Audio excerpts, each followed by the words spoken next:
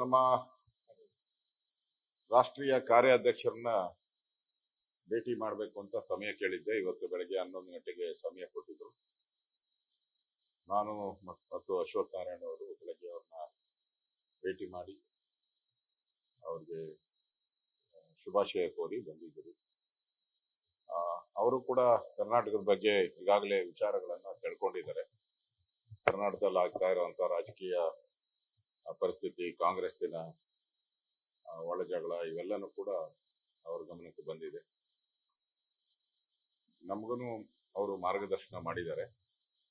ಮತ್ತೆ February first week ಅಲ್ಲಿ ಅವರು ಮೋಸ್ಟ್ಲಿ ಕರ್ನಾಟಕಕ್ಕೆ ಬರ್ತೀನಿ, ಬಂದು ಅಲ್ಲಿ ನಾನು ಪಾರ್ಟಿಯ ಸಂಘಟನೆ ಬಗ್ಗೆ ನಾನು ಮಾತಾಡ್ತೀನಿ ಅನ್ನೋದ್ರ ಬಗ್ಗೆ ನನಗೆ ಮಾಹಿತಿ ಕೊಟ್ಟಿದ್ದಾರೆ. ನಾನು ಸ್ವಾಗತ ಮಾಡಿದ್ದೀನಿ, ಬನ್ನಿ ದಯವಿಟ್ಟು, ಮೊದಲ ಬಾರಿ ಬರ್ತಾ ಇದ್ದೀರಾ, ಒಂದು ಪಕ್ಷಕ್ಕೆ ಇನ್ನಷ್ಟು ಉರುಪು ಬರುತ್ತೆ ಅಂತ ಹೇಳಿ ನಾನು ಅವರಿಗೆ ವಿನಂತಿಯನ್ನ ಮಾಡಿದ್ದೇನೆ. ಅವರು ಕೂಡ ಬರ್ತೀನಿ ಅಂತ ಹೇಳಿದ್ದಾರೆ.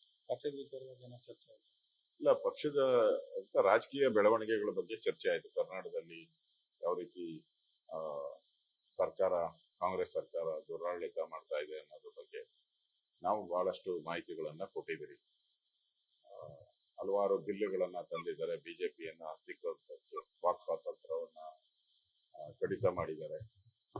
ಮತ್ತೆ ಮುಸ್ಲಿಮರ ಓಲೈಕೆ ಮಾಡ್ತಾ ಇರುವಂತ ಒಂದು ಕಾರ್ಯ ನಿರಂತರವಾಗಿ ನಡೀತಾ ಇದೆ. ಹಿಂದೂ ಕಾರ್ಯಕರ್ತರ ಮೇಲೆ ಹಲ್ಲೆ, ಇವೆಲ್ಲನೂ ಕೂಡ ಲವ್ ಜಿಹಾದ್, ಇವೆಲ್ಲದರ ಬಗ್ಗೆ ನಾವು ಅವರಿಗೆ ಹೇಳಿದ್ದೀವಿ.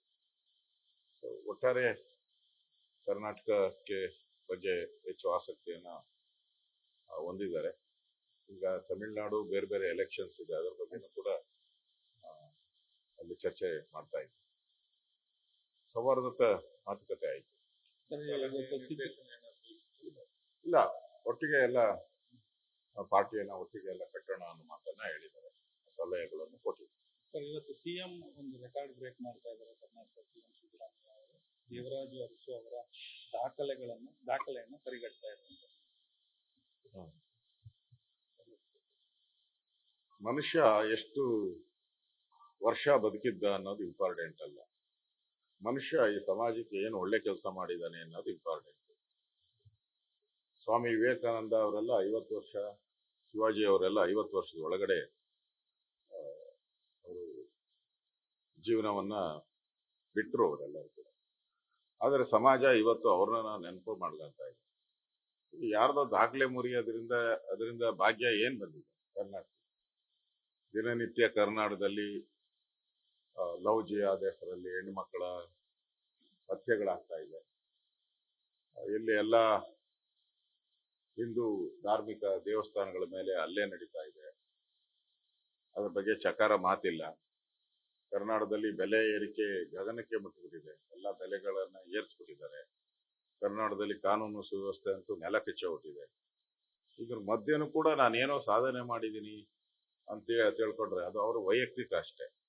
ಅವರು ಈ ಸಮಾಜಕ್ಕೆ, ಕರ್ನಾಟಕಕ್ಕೆ ಏನು ನನ್ನ ತಿಳಿದ ಪ್ರಕಾರ ಆ ತರದ ಈ ದೇವರಾಜರಕ್ಕೆ ಹೋಲಿಕೆ ಮಾಡ್ಕೊಳ್ಳುವಂಥದ್ದು ಶುದ್ಧಶಃ ಒಳ್ಳೇದಲ್ಲ, ಸರಿ ಇಲ್ಲ. ಅದು ಒಬ್ಬೊಬ್ಬ ವ್ಯಕ್ತಿಗೂ ಅವ್ರದೇ ಆದಂತ ಹಿನ್ನೆಲೆ, ಚರಿತ್ರೆ, ಸಮಾಜಕ್ಕೆ ಮಾಡಿದಂತ ಕೆಲಸಗಳಿವೆ. ಅದು ಸಿದ್ದರಾಮಯ್ಯನವ್ರಿಗೆ ಅವ್ರಿಗೇನಿದೆ ಅದನ್ನ ಮಾಡ್ಲಿ. ಅದು ದೇವರಾಜ ಅರಸು ಹೋಲಿಕೆ ಮಾಡ್ಕೊಳೋದು, ಇನ್ನೊಬ್ಬರಿಗೆ ಹೋಲಿಕೆ ಮಾಡ್ಕೊಳಕ್ಕೆ ಸಾಧ್ಯನೇ ಇಲ್ಲ. ದೇವರಾಜ ಅರಸೇನೆ, ಸಿದ್ದರಾಮಯ್ಯ. ಸರ್, ಈಗ ಬಳ್ಳಾರಿಯಿಂದ ಬಿಜೆಪಿಯನ್ನು ಪಾದಯಾತ್ರೆ ಮಾಡುತ್ತೆ ಅನ್ನುವಂಥದ್ದು ಇದೆ. ಶ್ರೀರಾಮುಲು ಅವರು ನಾವು ಈ ತರದ ಯೋಚನೆ ಇದೆ ಪಕ್ಷದಲ್ಲಿ ಅಂತ ಹೇಳಿದ್ದಾರೆ. ಇನ್ನು ಪಾರ್ಟಿಯಲ್ಲಿ ಆ ತರದ ಏನು ಚರ್ಚೆ ಆಗಿಲ್ಲ. ಶ್ರೀರಾಮುಲು ಅವರ ಸ್ಟೇಟ್ಮೆಂಟ್ ನಾನು ನೋಡಿದ್ದೀನಿ. ನಾನು ಕೂಡ ಹೋಗಿ ನಾನು ಶ್ರೀರಾಮುಲು, ಜನಾರ್ದನ್ ರೆಡ್ಡಿ ಅವರೆಲ್ಲ ಕುಳಿತು ಮಾತಾಡಿದ್ದೀನಿ. ನಾನು ಅಲ್ಲಿ ಬಳ್ಳಾರಿಗೆ ಈ ಘಟನೆ ಆದ ತಕ್ಷಣನೇ ನಾನು ಹೋಗಿದ್ದೆ. ಒಬ್ಬ ಶಾಸಕರ ಮನೆ ಮೇಲೆ ಗುಂಡಿನ ದಾಳಿಯನ್ನ ಮಾಡ್ತಾರೆ, ಸಾವಿರಾರು ಜನನ ಕರ್ಕೊಂಡ್ಬಂದು ಸುಟ್ಟಾಕ್ಬಿಡ್ತೀನಿ ಅಂತ ಬೈದಿಯಲ್ಲಿ ನಿಂತ್ಕೊಂಡು ಮಾಧ್ಯಮದ ಮುಂದೆ ಮಾತಾಡ್ತಾರೆ. ಇಡೀ ಬಳ್ಳಾರಿಗೆ ಬೆಂಕಿ ಹಚ್ಚಿಬಿಡ್ತೀನಿ ಅಂತ ಹೇಳ್ತಾರೆ. ಇವೆಲ್ಲ ನೋಡಿದ್ರೆ ಏನ್ ಗೂಂಡಾಗಿರಿಯ ಪರಮಾವಧಿ ಅಂತ ಅನ್ಸ್ತದೆ. ಇದೊಂದೇ ಅಂತಲ್ಲ, ಮೊನ್ನೆ ಜಿಲ್ಲಾ ಪಂಚಾಯತಿ ಮೀಟಿಂಗ್ ಅಲ್ಲಿ ಬಿಜೆಪಿ ಶಾಸಕರ ಮೇಲೆ ಹಲ್ಲೆ ಪ್ರಯತ್ನ ಮಾಡ್ತು. ಮೊನ್ನೆ ಸೋಮಣ್ಣ ಅವರು ರೈಲ್ವೆ ಉದ್ಘಾಟನೆಗೆ ಹೋದಾಗ ಸೋಮಣ್ಣ ಅವ್ರ ಮೇಲೂ ಕೂಡ ಹಲ್ಲೆ ಮಾಡುವಂತ ಪ್ರಯತ್ನ ಮಾಡಿದ್ರು.